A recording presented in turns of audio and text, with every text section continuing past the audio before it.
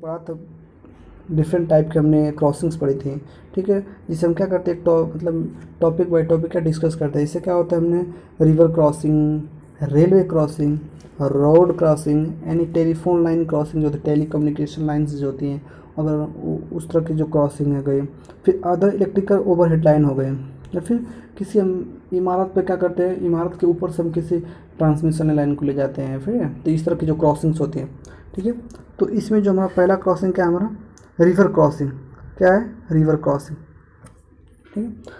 तो river crossing क्या होता है, तो रिवर क्रॉसिंग क्या होता है कि जो अगर छोटी छोटी नदी हो गई, नालों को जो अगर क्या करते हैं कि इस तरह की जो छोटी छोटी नदी हो गई, नालों हो गए, तो इन्हें हम क्या करते हैं कि एक सामान्य स्पैम पे हम क्या कर सकते हैं कि इसको हम क्रॉस कर सकते हैं। बट अगर अगर ये मान लें कि नहीं, जो हमारी नदी हो गई या फिर नाला काफ़ी ज़्यादा ही चौड़ा है, तो उसके लिए क्या कर सकते हैं, हम क्या करते हैं उसके लिए, क्रॉसिंग के लिए क्या करते हैं लोग कि हम उसके बीच में जो नदी हो गई या फिर जो हमारे उस नाले हो गए, उनके बीच में क्या करते हैं, हम पोल लगाते हैं, ठीक है।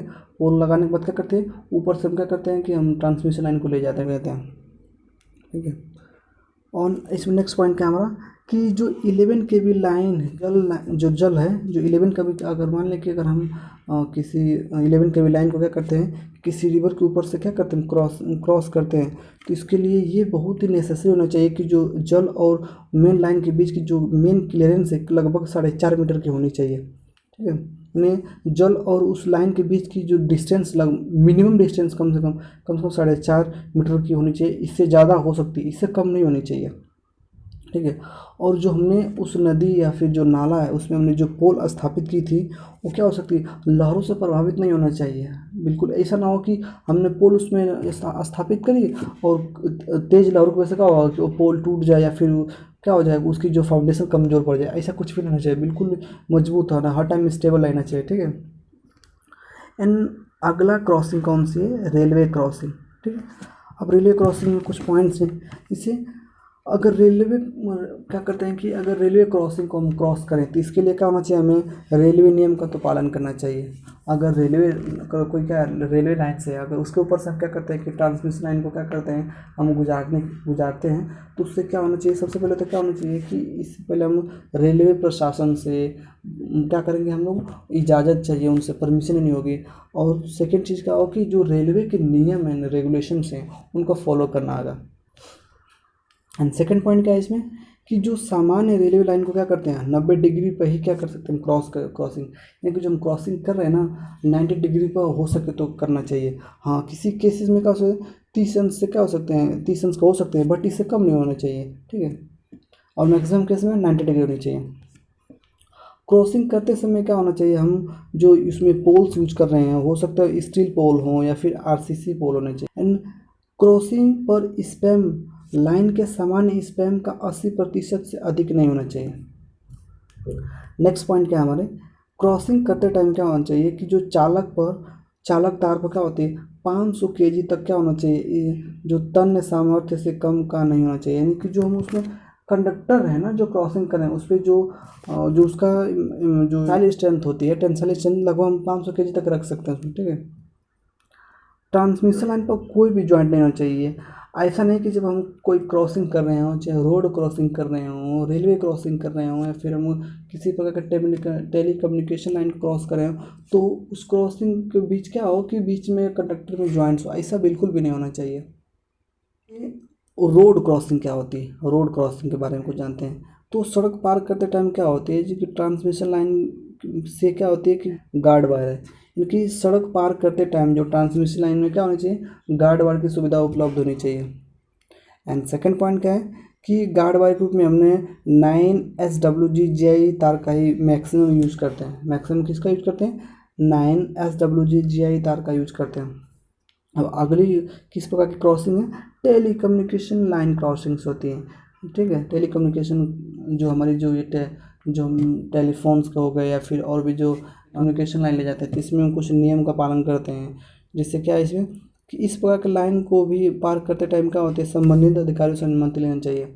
जो उस डिपार्टमेंट के जो मेन हमारे हेड हैं, उनके जो अधिकारी हैं, उनसे हमें क्या परमिशन लेनी पड़ती है और उसके नियम और रेगुलेशंस को फॉलो करना पड़ता है। एंड पावर लाइन जो होती है टेली कम्युनिकेशन लाइन को प्रभावित, आप जानते हो कि जो हमारी मेन पावर लाइन्स होती है ना, जो टेली कम्युनिकेशन लाइन को क्या करती है, प्रभावित करती है। यानी कि प्रभावित का मतलब क्या है कि अगर किसी टेली कम्युनिकेशन लाइन के ऊपर से क्या पावर लाइन जा रही है, तो उस पावर लाइन के रीजन से क्या होती है कि जो हमारी जो टेली कम्युनिकेशन लाइन है प्रभावित होती है। यानी कि अगर मान के चले कि अगर वो टेली कम्युनिकेशन लाइन किसी मोबाइल नेटवर्किंग की कोई टावर से, तो आपको क्या करें कि जो उसके वहाँ से जो रेडियो वेव्स आती हैं उनका उनके बीच में बहुत सारे इंटरफेरेंस होंगे। इंटरफेरेंस मतलब कि उसमें नेटवर्क प्रॉब्लम आएगी, या फिर आवाज़ में बहुत सारे कट ऑफ रीजन आने लग जाएंगे, कट कट के आवाज़ आने लगती है। और अगला पॉइंट क्या है, शॉर्ट सर्किट हो जाने की स्थिति में टेली कम्युनिकेशन लाइन पर 430 वोल्ट से अधिक की वोल्टता प्रेरित नहीं होनी चाहिए। यानी किसी कारण से अगर जो हमारी पावर लाइन्स हैं इसमें शॉर्ट सर्किट हो जाता है, तो जो हमारी टेली कम्युनिकेशन लाइन है उनके ऊपर क्या हो, 430 वोल्ट से अधिक का वोल्टेज प्रेरित नहीं होना चाहिए। अगर इससे ज़्यादा होगा तो हमारी जो टेली कम्युनिकेशन लाइन है काफ़ी ज़्यादा तक इफेक्ट होगी। और मैक्सिमम कंडीशन में उसे क्या करते हैं, 90 डिग्री पर ही पार करना चाहिए। हाँ, किसी केस में हो सकता है 60 डिग्री पर कर सकते हैं, बट 60 डिग्री से कम नहीं होनी चाहिए। टेलीफोन लाइन का जो ओवरहेड लाइन के मध्य वर्टिकल जो दूरी लगभग होती है 915 mm से कम नहीं होनी चाहिए। यानी कि जो हमारी टेलीकम्युनिकेशन लाइन हो गई और जो हमारी पावर लाइन, इनके बीच का जो क्लियरेंस होना चाहिए 915 mm का होना चाहिए। कितने mm का, 915 mm का होना चाहिए। इससे कम नहीं होना चाहिए। इसे थोड़ी ज़्यादा रख सकते हैं लेकिन कम नहीं रख सकते हैं, तो उससे हमारी टेलीकम्युनिकेशन लाइन है वो क्या प्रभावित होगी। क्रॉसिंग फॉर अदर लाइन्स, और भी प्रकार के बहुत सारी लाइन्स होती है। जब उस ऊपर से हम पावर लाइन्स को ले जाते हैं तो उससे क्या होती है कि उसमें भी कुछ नियमों का या फिर कुछ दिशा निर्देश का पालन करना होता है। इसमें कुछ क्या है कि लाइन के कुछ ऐसी स्थिति आ जाती हैं जब उसे अपने से कम या अपने से ज़्यादा या अपने के बराबर जो हमारी लाइन्स को क्या करती है, क्रॉसिंग करनी पड़ती है। ठीक है, क्रॉस करना होता है। इस स्थिति में कुछ बातों का ध्यान रखा जाते हैं। अगर जहाँ पर निम्न वोल्टेज लाइन को पार करना होता है, हो सके जो हमारी आ रही है, जो हमारी ट्रांसमिशन लाइन आ रही है, जो ओवरहेड ट्रांसमिशन लाइन आ रही है, वो क्या करें, अपने से लो वोल्टेज की ट्रांसमिशन लाइन को या फिर किसी और कोई लाइन्स हैं तो उससे अगर क्रॉस कर रही है, तो जो हमारी मेन ट्रांसमिशन लाइन को क्या करते हैं, ऊपर से ले जाते हैं। ठीक है। एंड सेकंड क्या है, अगर बराबर वोल्टेज क्या करें हम लोग क्रॉस कर रहे हैं, तो हम उस पावर ट्रांसमिशन लाइन को ऊपर से भी ले जा सकते हैं, नीचे से भी ले जा सकते हैं। इसमें कोई प्रॉब्लम नहीं होनी होगी। एंड अगर वो ट्रांसमिशन लाइन जो आ रही है, अगर इस ट्रांसमिशन लाइन के वोल्टेज से ज़्यादा वैल्यू के अगर ट्रांसमिशन लाइन को हम क्रॉस कर रहे हैं, तो जो हमारी मेन पावर ट्रांसमिशन लाइन को क्या करते हैं, नीचे से ले जाते हैं। ठीक है, नीचे से ले जाते हैं। हमने शॉर्ट फॉर्म में क्या करी है कि हमने रेड कलर से लिखी हुई है, आप समझ सकते हैं। हमने इसको एक अच्छी तरीके से समझा भी दिया है। ठीक है। अब अगला टॉपिक क्या है हमारा, earthing of the overhead lines, यानी जो हमारी ऊपर से जो ओवरहेड लाइन जा रही है उनका हम पढ़ेंगे अर्थिंग।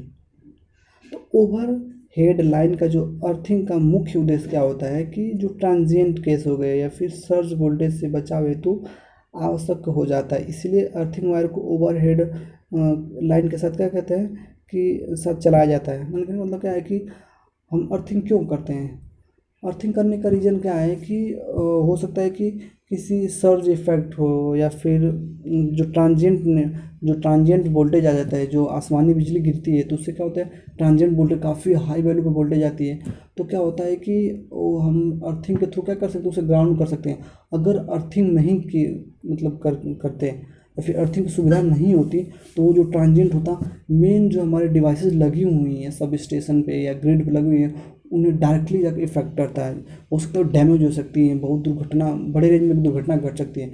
तो ग्राउंड वायर क्या करते हैं, इसीलिए क्या करते हैं, उस ट्रांसमिशन लाइन के एक डिस्टेंस के बाद क्या करते हैं, हम ग्राउंड करते जाते हैं अर्थिंग वायर के थ्रू। क्या करते हैं कि एक अर्थिंग वायर चलती है ऊपर से, अर्थिंग वायर क्या करते हैं, एक दूरी के बाद क्या करते हैं, हम लोग ग्राउंड करते जाते हैं, ताकि अगर वो सर्ज आ जाए या फिर ट्रांजिएंट वोल्टेज आए तो क्या करते हैं, तुरंत क्या करते हैं, उस अर्थिंग वायर के थ्रू क्या करते हैं, ग्राउंड में प्रवेश कर जाए।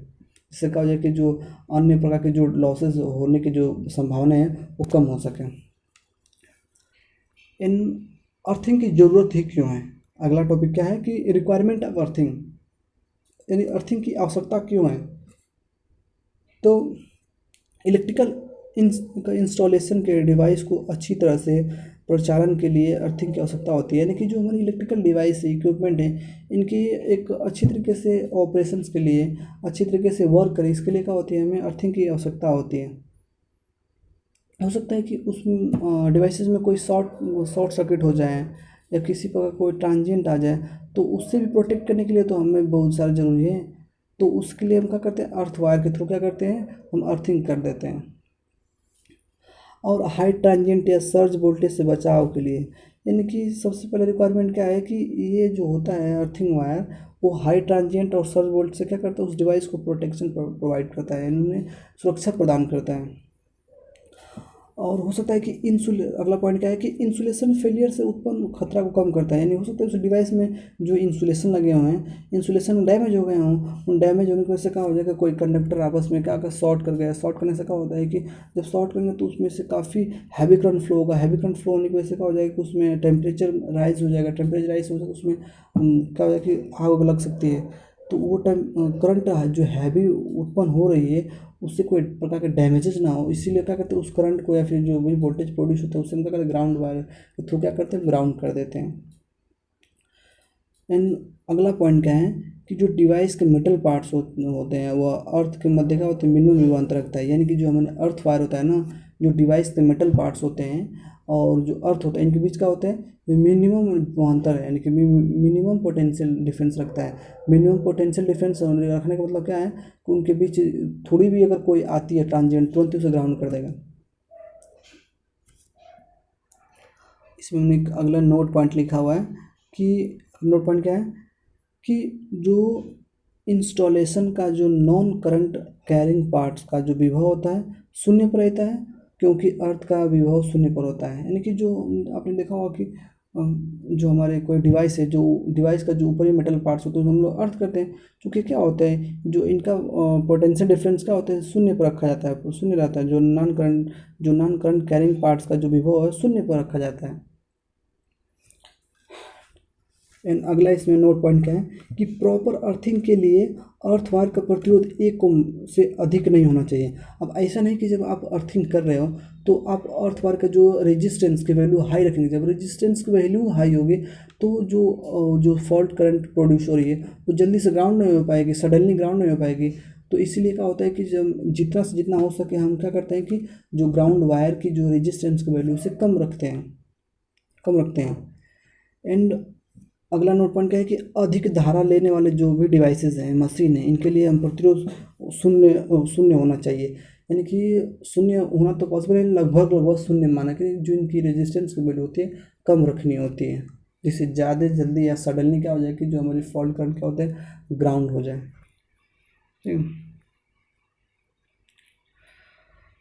अगला टॉपिक क्या है कि अर्थ लीड एंड इट्स साइज। जो हम अर्थ के लिए जो हम वायर का यूज़ कर रहे हैं, इनका साइज़ क्या होना चाहिए, ये किस साइज़ का भी यूज़ कर सकते हैं। ठीक है, तो कंप्लीट अर्थिंग सिस्टम के लिए अर्थ वायर के जो आकार का निर्धारण करना एक महत्वपूर्ण घटक होता है। इसमें बहुत पतले, बहुत ही मोटे या मनमाने आकार के चालक नहीं ले सकते हैं, इसलिए एक निश्चित आकार या पदार्थ की आवश्यकता व अच्छी गुणवत्ता की जरूरत होती है। अब ऐसा नहीं कि आप जैसा चाहें वैसे कंडक्टर का सिलेक्शन कर लेंगे अर्थिंग के लिए, ऐसा नहीं होना चाहिए। ये ना तो ज़्यादा मोटा हो सकता है, ना ही ज़्यादा ये पतला हो सकता है। एक क्या होना चाहिए, एक डिफाइंड वैल्यू इनकी होनी चाहिए। ठीक है, जैसे कि अर्थिंग के लिए गोल व आयताकार क्रॉस सेक्शन के कॉपर या जैसा कि इस बात का प्रयोग करते हैं। अगर अर्थिंग आपको करना है तो हो सके कि आपको जो गोल हो या फिर आयताकार कंडक्टर्स हों, इनका ही यूज करिए। ठीक है, अब इसमें क्या है कि low cross section area of the wire, यानी कि जो कम क्रॉस सेक्शन एरिया के जो अर्थिंग वायर्स होते हैं, इनमें क्या होता है कि अगर कॉपर मेटल के हैं तो उसके लिए क्रॉस सेक्शन क्या करते हैं, 3 mm से ज़्यादा या फिर उसके बराबर रखते हैं। एंड अगला क्या है कि जस्ते के लिए जो क्रॉस सेक्शन है 6 mm से ज़्यादा उसके बराबर रखते हैं। और इसमें क्या होता है कि एक अपवाद आता है। अपवाद क्या बना अगला कि जो पोर्टेबल उपकरण होते हैं ना, जितने भी पोर्टेबल डिवाइसेस हैं, इनके लिए जो अर्थिंग वायर्स होता है ना, अर्थिंग वायर का जो क्रॉस सेक्शन एरिया होता है 3 mm से कम होता है। ठीक है, 3 mm से कम होता है। कितना होता है, 3 mm से कम होता है।